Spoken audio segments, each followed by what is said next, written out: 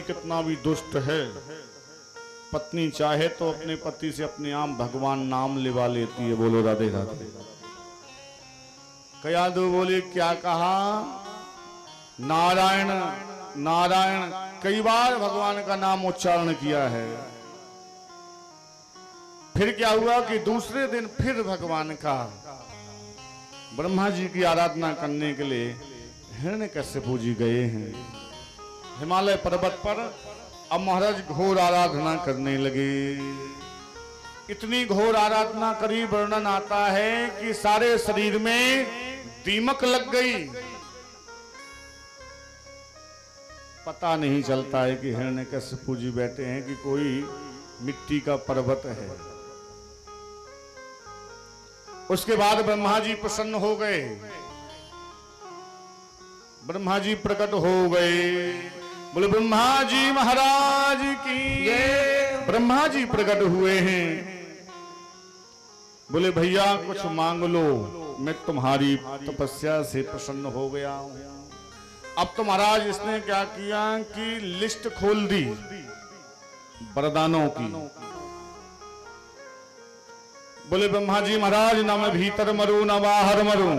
ब्रह्मा जी ने कहा दिया बेटा और मांग ले। बोले मैं ना ऊपर मरूं ना नीचे मरूं। ब्रह्मा जी ने कहा दिया बेटा और मांग ले। बोले मैं अस्त्र से मरूं ना शस्त्र से मरूं।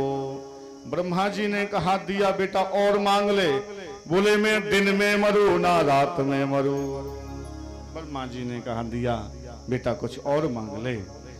बोले बोले महाराज मैं मनुष्य से मरूं ना पशु से मरूं। ब्रह्मा जी ने कहा दिया बेटा और मांग ले। बोले ब्रह्मा जी मैं आपकी सृष्टि में किसी से ना मरूं। बोले दिया बेटा और मांग ले। बोले मैं 12 महीने में ना मरूं। ब्रह्मा जी ने कहा दिया। अब भैया जो इतने वरदान पाले उसको कोई मार सकता है ना? मार सकता क्या कोई? कोई नहीं मार पाएगा। ये महाराज वरदान पाकर के अहंकार में चला है। इसने जाकर के स्वर्ग पर चढ़ाई कर दी, देवताओं को बंधक बना लिया। इंद्र से कहता चल पानी भर। देवताओं को सारे कामों में लगा दिया। अब देवता परेशान हो गए। देवता पहुंचे भगवान की शरण में। प्रभु इस दुष्ट से रक्षा करिए हमारी। ये दुष्ट हमें बहुत परेशान करता है, प्रताड़ना देता है। भगवान ने कहा चिंता मत करो, समय आने दो, मैं इसका उद्धार जरूर करूंगा। और जो प्रहलाद जी महाराज थे ये बड़े हो गए और बड़े होने के बाद में गए हैं गुरुकुल में पढ़ने के लिए। 1 महीने बाद जब लौट करके आए हैं तो क्या हुआ कि माँ ने काजल लगाया, सुंदर श्रृंगार किया और श्रृंगार करने के बाद में बोले जाओ अपने पिताजी को प्रणाम कराओ। पिताजी को जब प्रणाम करने के लिए गए तो पिताजी ने गोदी में बिठा लिया। बोले बेटा क्या सीख कर आए हो? बोले पिताजी मैं एक बात सीख के आया हूं। तत्साधु मन्ने सुरबार रेहिना सदा समुद्र धियाम सदग्रहा हित्वात्म पाकम गृह मंद को पाऊं बनम गतो या धरिमाश्रयता। बोले पिताजी जो ये संसार है ये अंधकुआं है और जो ये संसार के प्राणी है ना ये अंधकुएं में सारे गिरते जा रहे हैं। बोले पिताजी इस अंधकुएं से बचने का क्या उपाय है? बोले भगवान नाम। जैसे ही भगवान का नाम लिया सोई प्रहलाद को फेंक दिया गोदी से। बोले जाओ गुरुजी को बुलाओ। और गुरुजी को जब बुलाया गया गुरुजी आए। बोले महाराज आज्ञा। ये क्या पढ़ा रहे हो मेरे बेटे को? अभी 1 महीना नहीं हुआ, ये कह रहा है कि ये जो संसार है ये अंधकुआं है। ये ठीक नहीं पढ़ा रहे आप राजनीति सिखाइए, कूटनीति सिखाइए। और अभी छोटा है, अभी से भगवान की भक्ति करेगा तो आगे चल के बाबा जी ही हो जाएगा ना। बोलो राधे राधे। जाओ इसको दोबारा से विद्या सिखाओ। गुरुजी लेकर के फिर गए। गुरुजी ने कहा बेटा प्रहलाद, हम सिखाते कुछ और हैं तुम्हें, तुम पिताजी को बताते कुछ और हो। फिर से महाराज राजनीति, कूटनीति इत्यादि सिखाई है। और सिखाने के बाद में अब क्या हुआ कि प्रहलाद जी महाराज 6 महीने के बाद घर गए। तो माँ ने स्नान ध्यान कराया, सुंदर श्रृंगार किया। बोले जाओ अपने पिताजी को प्रणाम कराओ। जैसे ही पिताजी को प्रणाम किया, पिताजी ने फिर गोदी में बिठा लिया। गोदी में बिठाला और कहा बेटा क्या सीख के आए हो? बोले पिताजी अब तुम 9 बात सीख के आ गए। क्या क्या सीखिए? श्रवणम कीर्तनम विष्णु स्मरणम पाद सेवनम अर्चनम वंदनम दास्यम सख्यमात्म निवेदनम। 9 भक्ति बताई है। पितम भगत संतन कर संगा। बोले महाराज सबसे पहले भगवान की कथा सुनो और बोले भगवान का कीर्तन करो, भगवान का स्मरण करो, भगवान का पग बंदन करो, अर्चन करो, वंदन करो। सख्य आत्म निवेदनम, अपनी आत्मा भगवान के चरणों में समर्पित कर दो। अब तो और जोश से गुस्सा आई हिरण्यकश्यप को। बोले अभी तो कम से कम 1 बात सीखा था, अब तो ये 9 बात बता रहा है। जाओ गुरुजी को फिर बुलाओ। बेचारे गुरुजी कांपते हुए चले आ रहे। पता नहीं अब कौन सा अपराध बन गया है। गुरुजी ने कहा महाराज आप बताइए क्या क्या कारण है? बोले ऐसा है जो आप पढ़ा रहे हो। क्या पढ़ा रहे हो? बोले राजनीति कूटनीति तो पढ़ा रहे हैं।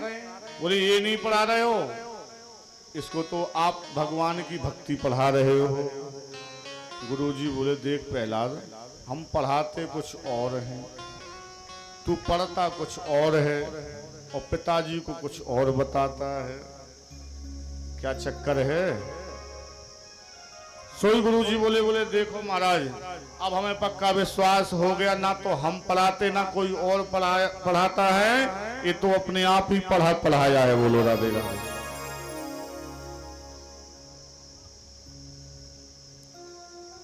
सोचा हिरण्यकश्यपु ने कहीं ऐसा ना हो सारे नगर में हल्ला हो जाए भगवान नाम का, भगवान की भक्ति का। इसलिए बोले जाओ इसको ठिकाने लगाओ। पहले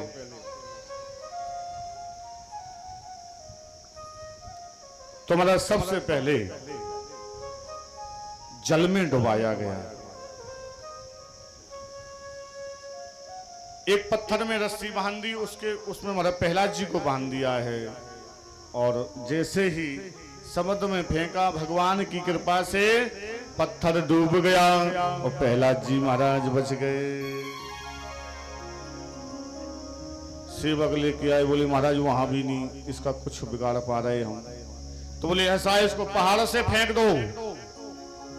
पहाड़ पर लेकर के गए और जोर से फेंका, भगवान ने बीच में ही पकड़ लिया, नीचे रख दिया। जैसे ही सेवक आए बोले समाप्त हो गया होगा। जैसे ही आए नीचे देखा कि प्रहलाद जी महाराज खड़े हैं। बोलो राधे राधे। अब तो और अचंभित हो गए। बोले भैया हम इतने उपयोग कर रहे मारने का, पर कोई काम नहीं कर रहा है, क्या किया जाए? तो बोले महाराज इसको सांपों से कटाया जाए। बागियों को बुलाया, सपेरों को बुलाया। बोले जिसके पास जिस सर्प में ज्यादा जहर हो उस सर्प को लाइए और प्रहलाद जी को कटाइए, जहर के प्रभाव से समाप्त होने चाहिए। जैसे महाराज सर्प आए, प्रहलाद जी की तरफ छोड़े। सर्प क्या हैं? भगवान की शेष सैया है, बोलो राधे राधे। क्योंकि कोई भगवान का भक्त है, उसका क्या कोई बिगाड़ पाएगा। सर्प काट नहीं रहे हैं, वापिस चले हैं। अब क्या किया जाए भैया? बोले अब ऐसा है, इसको भूखा रखा जाए, इसको बंद कर, इसको एक कमरे में बंद कर दो, ना तो इसको खाने को दो ना पीने को दो, उस जगह पर अंधेरा रखो, ये अपने आप ही मर जाएगा, मारने की जरूरत नहीं है। ऐसा ही किया, इसको एक कमरे में बंद कर दिया प्रहलाद को। अब महाराज एक दिन हो गया, बंद है। उसी समय रात्रि के समय भगवान की निद्रा टूट गई, भगवान उठ के बैठ गए। सोई लक्ष्मी मैया बोली, प्रभु क्यों जाग गए हो? अरे लक्ष्मी तो पतो ना है, मेरो भक्त आज संकट में है, दिन भर है गयो, मेरे भक्त ने कछु ना खायो।